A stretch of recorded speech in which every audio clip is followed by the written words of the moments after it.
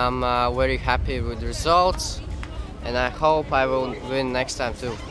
I never have been to Hiiumaa. This is my first time, and this place is very quiet and peaceful, and I like it. I am very happy with the organization, and it's really good.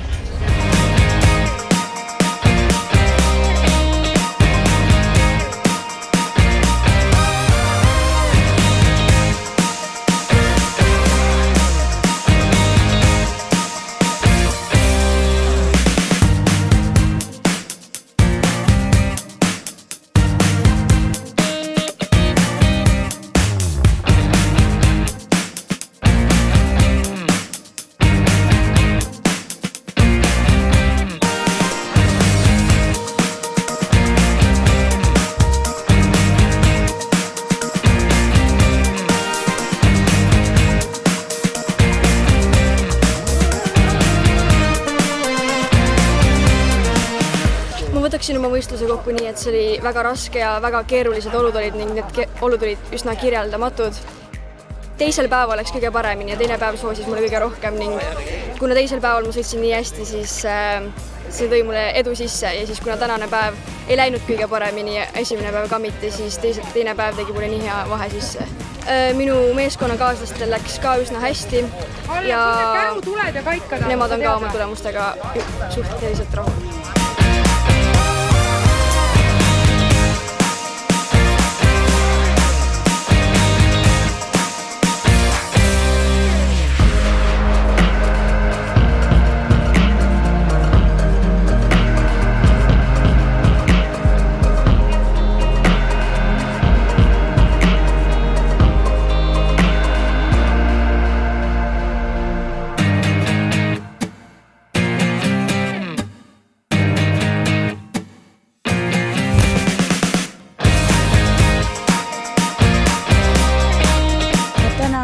Oli siis kõige parem sõit, kuna täna hommikul enne merele minekut olin ma üldiselt 6.